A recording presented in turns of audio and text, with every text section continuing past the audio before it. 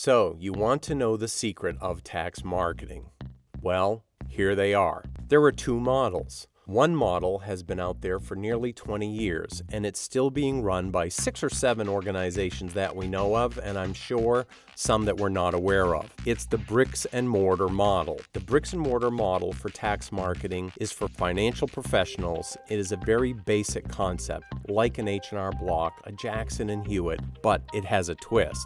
In those models, you're trying to make money preparing tax returns, and you're taking certain risks, i.e. you're hiring tax preparers, you're paying for software, you're paying for licensing for the brand that you want, you're paying for office space and staff, you're gearing up, you're paying for advertising, you're doing everything based on what you hope to accomplish with the actual tax return. So it's managing cash flow at its utmost. You don't know what the final outcome of your cash flows are going to be, but you have to spend money and gear up for a certain estimate and be prepared in order to be successful if you are correct with your assumptions. People have been doing this for decades. Obviously, H&R Block and all the other franchises are growing, so it's doable.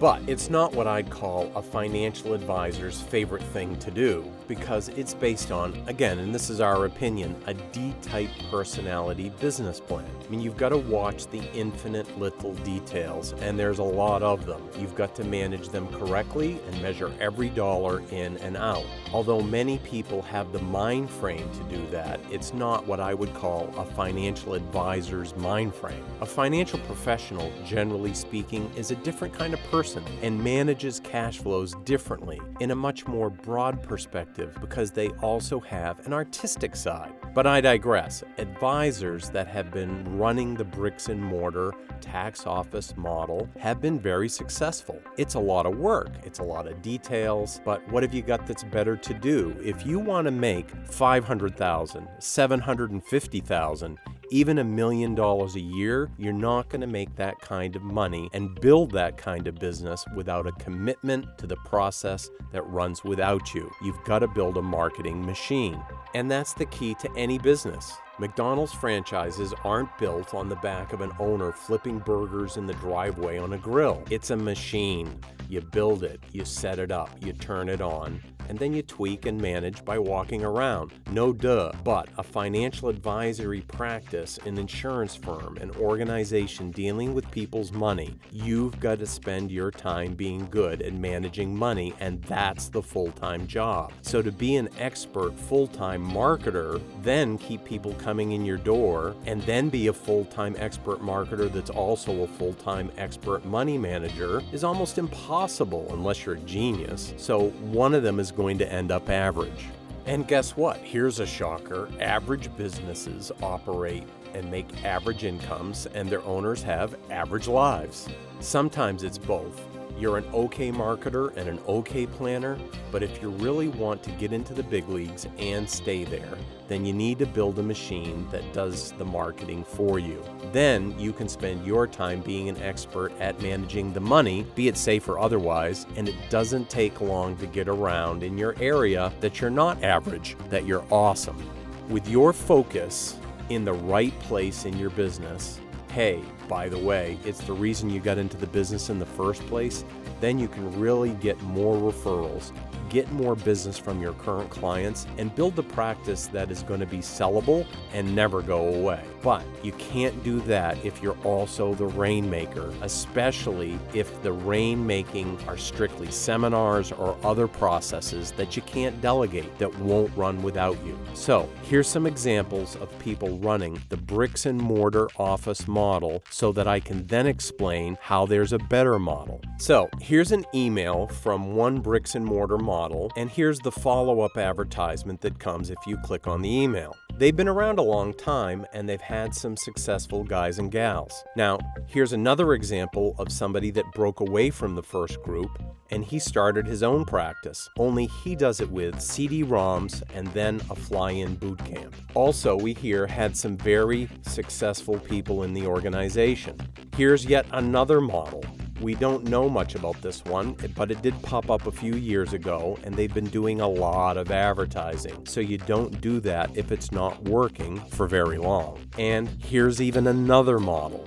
So, one thing you definitely know when people start copying you, and it goes on for years and years, is you've got a successful model. Some people actually get mad when they get copied. What a giant waste of time. In business, if you're being copied, take it as a compliment, because nobody can take all of the market share that this particular space has to offer. There's 140 million people a year that file a tax return, and 1 out of 7 people every year consider changing their tax preparation office or service, or they decide to do it themselves and not go to a professional, or their professional retires and they have no choice but to go somewhere else. It's a humongous industry. I don't know of one larger next to people eating food. Everybody has to file a tax return that's over the age of 18 and making money. So your target audience for your marketing filter is the biggest one that exists. In my opinion, it's the best one because people come to you with their finances in their hands. They're ready to share the details with you, and quite frankly, in seminar marketing industry or other ways to catch people through a marketing filter, it takes a lot more time to require, and a lot more time and require a lot more long-term trust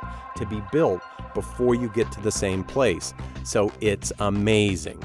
If you're a tax professional and you open a tax office, even if you're not the one actually doing the return, people instantly trust you just because you're the owner. I know it's crazy, but think about it. If you call a tax office, you make an appointment. When you go there, you're going to walk in the door and immediately hand over every detail about every account you have, all the information about your finances, and share details, even about things that you might have as gray area, and you're going to do it with somebody you just met. It's an obvious double set of standards, but you can't deny it. You walk into a financial planner's office for a financial planning appointment, and it takes a long time, 3, 4, sometimes 5 appointments to really build that trust with that very wealthy individual so that he'll finally share all of that information with you. But that same person walks into a tax office and he's sharing the same level of information that took that financial planner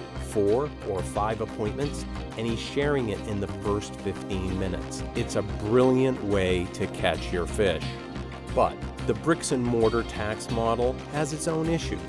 For instance, we ran the bricks and mortar model throughout the 80s and into the early 90s. That's right, we've been around a very long time in this industry. This isn't a new concept that we're going to walk you through today. It's just a new way to do something that's been around a very long time. And we're not old dogs that can't learn new tricks because you don't stay in business that way. We're constantly in the art of reinvention. When we started in this industry, we had mimeograph machines in our office because the fax machine hadn't been invented yet, or cell phones, or any of the other stuff you consider normal today.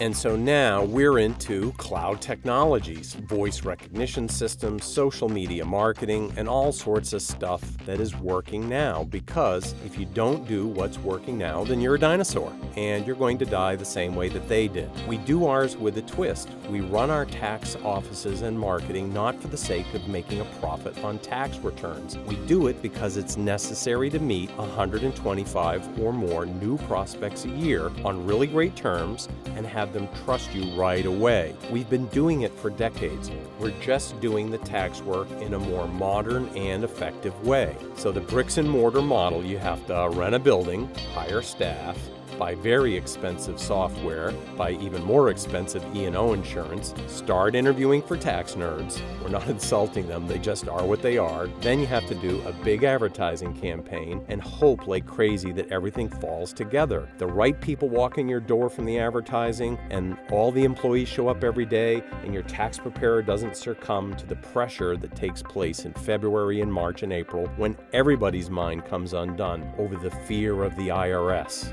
Speaking of which, you want to talk about a marketing organization that's done an awesome job It's the IRS. They make everybody practically pee their pants over fines and penalties that add up to almost nothing if you really think about the use of that money. I've had a multi-millionaire lose 3 nights' sleep that he might not file on time on April 11th because of a late K1, when if he relaxed, went to bed, and filed on April 28th, the penalties and the interest on him not filing for another 10 days be under $100. But the government has done an awesome job at making everybody go mental, which hugely works to your benefit in tax marketing because you use that angst that's already there and it's paid for with your tax dollars over the IRS's collection system. Use it to your advantage in making people want to go to an expert. So, how does this sound as a way to capture flies and get leads into your office? Most tax franchises train people that are not CPAs or tax attorneys to run their business, and the public knows it. They know to be suspect of the person sitting in that chair, and their level of ability is obvious once they start typing in your data. But they still stay. They let that person prepare their return, and then they pay an exorbitant fee and a loan fee to get the refund faster. They know it's not the best system, the best interest rates, but they're so panicked to get that return filed that they all put up with it in the masses. So let's talk about doing it a better way. Imagine you step into the space as the owner of a tax office. You're not doing it to make a profit. So right away, you've got the first humongous advantage in your industry. And that humongous advantage is your price point. You don't care if you make a lot of money running your tax franchise. After all, you didn't lay out a $50,000 franchise fee, hire a bunch of people, train them, and then drop a huge amount of expensive advertising to hope somebody finally walked in your door. Because with our model, you don't do that, and it still works. We're going to tell you how if you just hang in there with us for a few more minutes.